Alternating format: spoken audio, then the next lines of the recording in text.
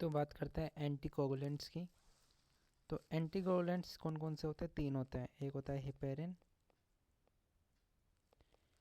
इसका भाई वॉरफेरिन,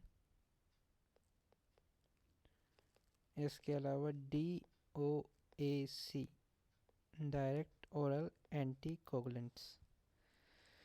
तो हिपेरिन के बारे में पढ़ते हैं, फिर इनके बारे में पढ़ते हैं और फिर वॉरफेरिन के बारे में पढ़ते हैं। एक क्वेश्चन सबसे इम्पोर्टेंट है कि इनके ओवर एंटीडोट्स क्या क्या हो सकते हैं। जैसे कि हिपेरिन टॉक्सिसिटी में क्या देते हैं, वॉरफेरिन टॉक्सिसिटी में क्या देते हैं, और डायरेक्ट ओरल एंटीकोगुलेंट जो कि 2 टाइप के होते हैं, डायरेक्ट थ्रोम्बिन इनहिबिटर्स और डायरेक्ट 10A इनहिबिटर्स। तो सबसे पहले बात करते हैं हिपेरिन ओवरडोज की। जब बहुत ही ज़्यादा हिपेरिन हो जाए, मतलब APTT जब मोर देन 100 सेकेंड्स हो जाए, तो there is a risk of internal bleeding. तो हम रिवर्सल एजेंट देते हैं प्रोटामीन सल्फेट, पहली इंपॉर्टेंट बात। अब बात करते हैं रिवर्सल एजेंट फॉर वॉरफेरिन। तो इसके लिए कोई स्पेसिफिक रिवर्सल एजेंट नहीं होते, इसके लिए देते हैं हम FFP which contains all the clotting factors. जबकि एक होता है PCC,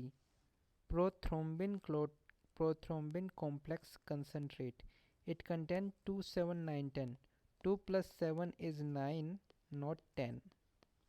ये न्यूमोनिक है। इसके अलावा इसके अंदर और क्या क्या होता है, प्रोटीन C और प्रोटीन S भी देखने को मिलता है इसके अंदर। अब बात करते हैं 10A। ए से याद रखना है हमको अल्फ़ा, और क्या, एंडेक्सनेट अल्फ़ा, ठीक है। अब बात करते हैं डायरेक्ट थ्रोम्बिन इनहिबिटर की। तो इसके अंदर एक है डेबी गैट रैन, डेबी गैट रैन। तो इसके लिए एक रिवर्सल एजेंट है, वो क्या है, एक मोनोक्लोनल एंटीबॉडी है, मैब। और उसका नाम क्या है, इडारूसी,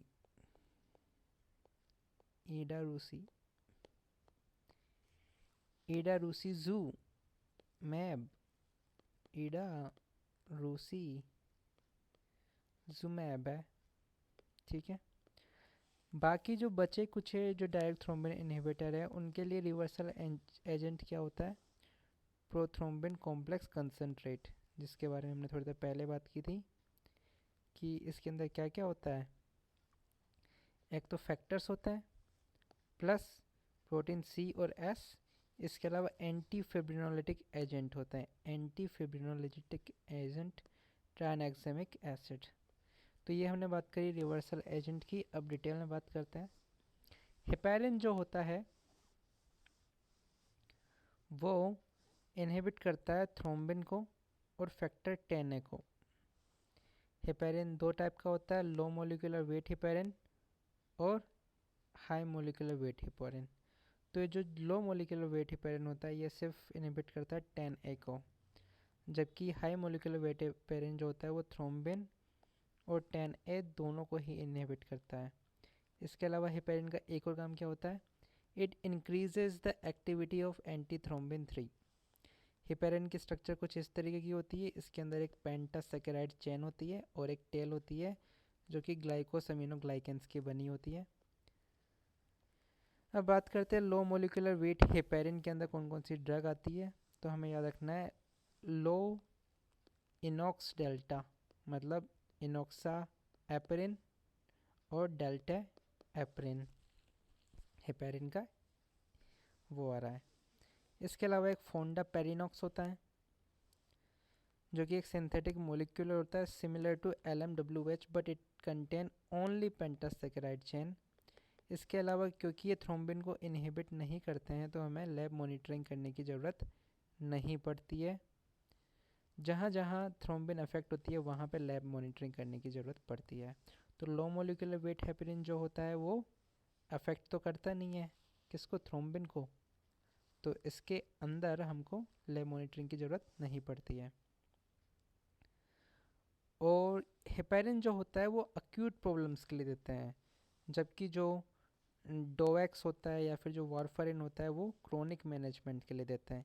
ये एक अंतर है हेपेरिन और बाकी एंटीकोगुलेंट्स के अंदर। हेपेरिन का यूज़ करते हैं अक्यूट डीप वेन थ्रोम्बोसिस के अंदर या फिर पोस्ट ओपी डीवीटी या पीई हो गया। इसके अलावा to maintain extra corporeal circulation doing open heart surgery और रीनल हीमोडायलिसिस। इसके अलावा ये टीरेटोजेनिक नहीं होती है, जबकि जो वारफरिन होती है वो टीरेटोजेनिक होती है। ये एक अंतर है हेपेरिन और वारफरिन में। हेपेरिन की काबिलियत नापी जाती है उसके एपीटीटी से, एक्टिवेटेड पार्शियल थ्रोम्बोप्लास्टिन टाइम। तो जो एपीटीटी होता है वो नॉर्मली इसको बढ़ा देता है 50 to 90 सेकेंड, लेकिन अगर ये मोर देन 100 सेकेंड हो जाए तो ये there is a risk of internal bleeding. Reversal agent होता है इसका प्रोटामिन सल्फेट। इसके अलावा और क्या क्या करा सकता है हेपेरिन? हेपेरिन इंड्यूस्ड थ्रोम्बोसाइटोपेनिया हो सकता है। इसके अलावा इंक्रीज्ड रिस्क ऑफ ओस्टियोपोरोसिस। ठीक है, अब बात करते हैं एंटीकोगुलेंट्स की। तो डायरेक्ट थ्रोम्बिन इनहिबिटर्स होते हैं और डायरेक्ट फैक्टर 10A इनहिबिटर्स होते हैं। तो जो थ्रोम्बिन इनहिबिटर थ्रोम्बिन को इनहिबिट करेंगे तो थ्रोम्बिन टाइम क्या हो जाएगा? बढ़ जाएगा। थ्रोम्बिन टाइम बढ़ जाएगा, लेकिन जो पीटी और एपीटीटी होता है उन पे लेस इफेक्ट या no effect. Direct factor 10A की बात करें तो इसके अंदर जस्ट उल्टा होगा, थ्रोम्बिन टाइम पे नो इफेक्ट, बल्कि पीटी और एपीटीटी पे क्या फ़र्क पड़ेगा? ये बढ़ जाएंगे। दोनों में डिफरेंस है, सिंपल है।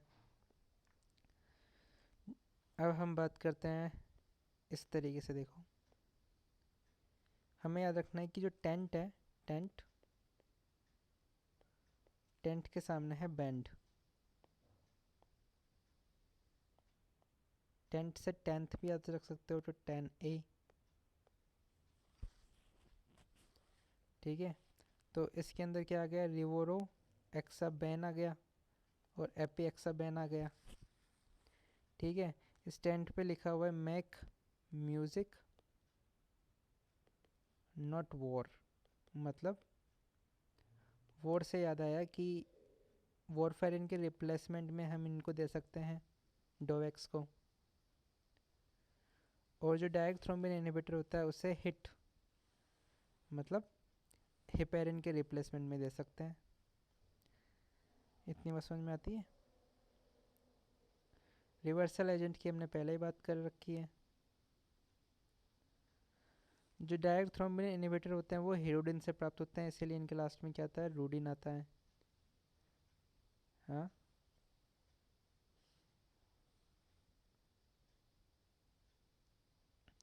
इसके अंदर बस एक ही है जो क्या है, थोड़ी डिफरेंट है, वो है डेबी गैट्रैन। डेबी गैट्रैन, ठीक है, डेबी गैट्रैन। अब हम आगे बात करते हैं किसके बारे में? वॉरफेरिन के बारे में। तो वॉरफेरिन जो होता है वो, इसे कौमेरिन एंटीकोगुलेंट भी कहते हैं। ये जो होता है ये 2, 7, 9, 10 को इनहिबिट करता है। इसके अलावा प्रोटीन सी और एस को भी इनहिबिट करता है। कैसे करता है ये काम? ये इनहिबिट करता है विटामिन के इपोक्साइड रिडक्टेज। ये इंपॉर्टेंट है, ये पूछा जा सकता है। विटामिन के इपोक्साइड रिडक्टेज को ये इनहिबिट करता है। इसमें क्या होता है? फैक्टर 7 जो होता है वो सबसे पहले गिरता है। फैक्टर 7 गिरता है और इसकी एफिकेसी जो होती है वो मेजर की जाती है किससे? प्रोथ्रोम्बिन टाइम से। प्रोथ्रोम्बिन टाइम से या फिर आईएनआर। आईएनआर कैसे कैलकुलेट करते हैं? पेशेंट पीटी और जो कंपनी ने जो पीटी हमें प्रोवाइड किया है। ये जो आईएनआर होता है ये 2 और 3 के बीच में होना चाहिए। अगर ये आईएनआर 3 से ज़्यादा होता है तो ये वारफरिन टॉक्सिसिटी कोज कराता है। और वारफरिन टॉक्सिसिटी में हम देते हैं क्या? एफएफपी और पीसीसी।